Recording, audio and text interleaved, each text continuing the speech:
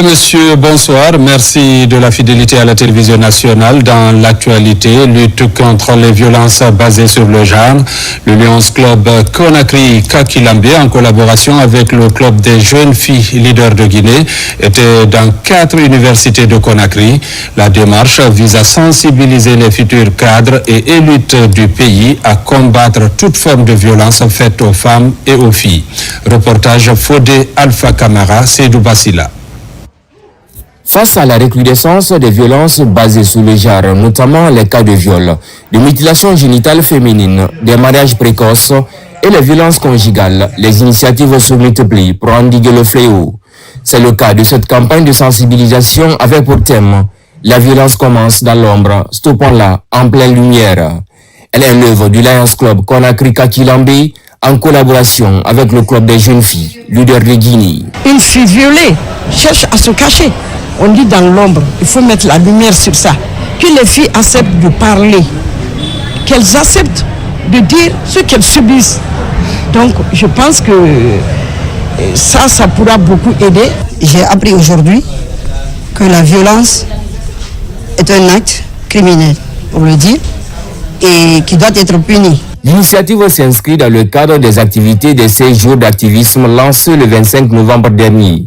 Elle porte sur la sensibilisation des étudiants de 4 universités de la capitale, à savoir l'Université Nongo Conakry, l'Université Gamal Abdel Nasser, l'Institut supérieur des sciences de l'éducation ISEGA et l'Université Kofi Annan de Conakry. Échanger avec les étudiants, leur expliquer réellement c'est quoi les violences basées sur le genre, quelles sont les causes, quelles sont les conséquences et quels sont réellement les textes de loi qui punissent ces violences-là. Nous avons vu qu'il y a beaucoup de violences cachées. On a décidé de faire cette campagne de sensibilisation, surtout amener les gens à expliquer leur situation, leurs problèmes. C'est parce que c'est quand ils expliquent qu'on peut trouver une solution. Les rapports sur la violence basée sur le genre en Guinée indiquent une situation avec des taux élevés de prévalence sur le mariage précoce, les mutilations génitales féminines MGF et les violences conjugales. Soutien aux personnes vulnérables, le chanteur Maxoul, à travers sa fondation, offre des équipements au district sanitaire de Guékédou. Il s'agit des fauteuils roulants, des déambulateurs. Les personnes vivant avec handicap ont aussi reçu des équipements. Reportage Ibrahima Willem Fofana.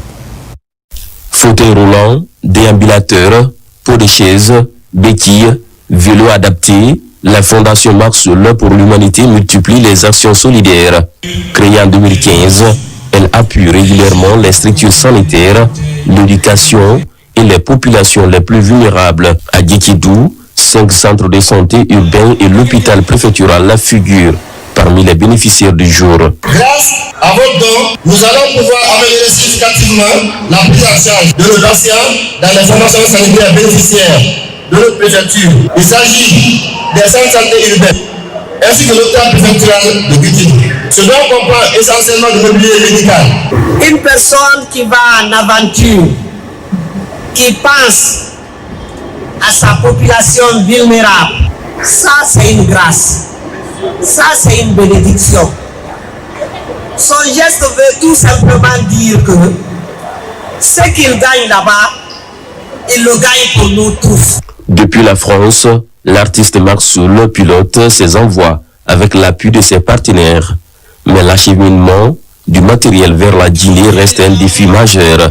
Il appelle donc à une implication du chef de l'État pour faciliter le transport de ces dons destinés au pays. C'est ma façon de contribuer au développement de la Guinée, impulsée par le président Mamadi Doumbouya en faveur de la santé et des personnes vulnérables. À travers mes partenaires français, j'ai la possibilité d'équiper les hôpitaux en Guinée et soutenir les personnes vulnérables. Mais je suis confronté à des difficultés liées au transport de mes dons de la France vers la Guinée. C'est pourquoi je sollicite l'implication du président Mamadi Doumbouya pour que je puisse aider davantage mon pays. Nous sommes partenaires de l'association Maxoul, que je suis fière d'accompagner. Cette association agit pour la bonne cause. Elle est là pour aider son pays, qu'il aime tant, et équiper les hôpitaux, les centres de santé et surtout aider les personnes en situation de handicap. Blouse, tensiomètre, gel hydroalcoolique, gants, sonde urinaire, compresse. La dotation comprend aussi des lunettes pharmaceutiques destinées à 20 personnes albinos de Guékédou. Un appui qui vient renforcer l'action du district sanitaire tout en offrant un souffle de soutien aux populations les plus fragiles. Une autre lutte, c'est celle contre le diabète qui se poursuit à travers des séances de sensibilisation. Des séances de dépistage sont aussi organisées pour permettre aux personnes de connaître leur statut et bénéficier de prise en charge. Reportage Moussa Bangoura. C'est une journée de sensibilisation et de dépistage gratuit du diabète à la direction générale de la SEG, Société des eaux de Guinée. Ici, travailleurs et agents de cette entreprise publique étaient tous mobilisés. Cette action humanitaire se déroule sous le signe diabète, agir aujourd'hui. Dépistez-vous, n'attendez pas que vous tombez malade. Prenez soin de votre santé, respectez vos 3 repas par jour, c'est ce qu'on peut conseiller. Notre cible pour cette activité, c'est des personnes d'un certain âge qui sont plus prédisposées à être atteintes de ce type de pathologie. Et nous l'avons organisé avec l'équipe médicale de Donka et le suivi sera assuré par la SEG directement. En plus du dépistage gratuit du diabète, des sensibilisations ont été faites pour un changement de comportement. L'appel est lancé à tout un chacun à respecter les 3 repas du jour, tout en réduisant la consommation du sucre. Mon sentiment, c'est un sentiment de joie, de plaisir, étant la première responsable qui gère 910 travailleurs, surtout en matière de santé. Et là, c'est un grand plaisir de vous recevoir ici et d'avoir été bénéficiaire de cette activité salvatrice pour nos collaborateurs. Cet événement est rendu possible grâce à la synergie d'action entre les Lions Club, Conakry Yara, Conakry Kike et Conakry Kakulima. Dans le cadre de son engagement continu pour sécuriser des personnes et leurs biens dans la zone du réservoir du barrage Soapiti, la direction générale de la Société de gestion et d'exploitation a organisé une cérémonie de remise des gilets de sauvetage. Cette nouvelle dotation s'inscrit dans une stratégie globale de prévention contre les noyades. Reportage Nabi Kamara. Mieux vaut prévenir que guérir, dit-on. Pour la Société de gestion et d'exploitation de Soapiti, cette affirmation a tout son sens, surtout quand il s'agit de sauver la vie des personnes humaines. C'est dans ce cadre, justement, qu'elle vient de lancer une campagne de distribution de 1500 gilets de sauvetage dans la zone du réservoir du barrage de Soapiti. Récemment, il y a eu beaucoup de noyades traversées et Sogès a toujours été occupé des populations, que ce soit Bangouya, pas que Bangouya seulement, tout est impacté par le barrage de Soapiti. Donc l'idée c'était de venir aujourd'hui distribuer des gilets de sauvetage pour éviter les morts par noyade.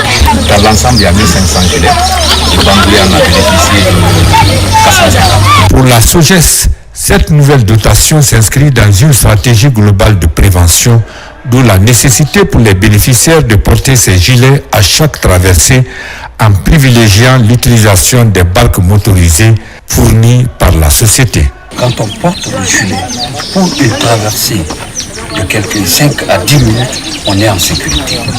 Tout ce qui va arriver, les noyades, on peut les éviter. Donc si l'État a pris les dispositions de protéger notre population, de les secourir, je remercie tout le monde. Que les gilets soient mis dans toutes les barques des zones impactées et que les chefs de port veillent à l'application stricte de cette décision. Pour la Sogès, cette nouvelle dotation s'inscrit dans une stratégie globale de prévention, d'où la nécessité pour les bénéficiaires de porter ces gilets à chaque traversée en privilégiant l'utilisation des bateaux. À Conakry, le réseau syndical de migration en Guinée a organisé une journée de sensibilisation des migrants. Cette journée consiste à expliquer aux migrants les mesures d'assistance prises par la structure et ses partenaires pour leur insertion sociale. Reportage Nabilaï Kamara. Au siège de la CNTG-USTG, le réseau syndical de migration en Guinée a organisé une journée de sensibilisation des migrants. L'objectif de cette rencontre est d'expliquer aux migrants les préoccupations de l'État guinéen à prendre en compte leurs droits et devoirs. C'est de dire aux migrants qui ne sont pas étrangers et qui sont en Guinée chez eux. Et le syndicat s'est impliqué pour chercher à défendre leurs droits. Parce que parmi eux, beaucoup de personnes parmi les migrants ne savent pas qu'ils ont des droits en Guinée. Ils ne savent pas comment faire. D'autres travaillent et puis la plupart eux travaillent dans l'informel.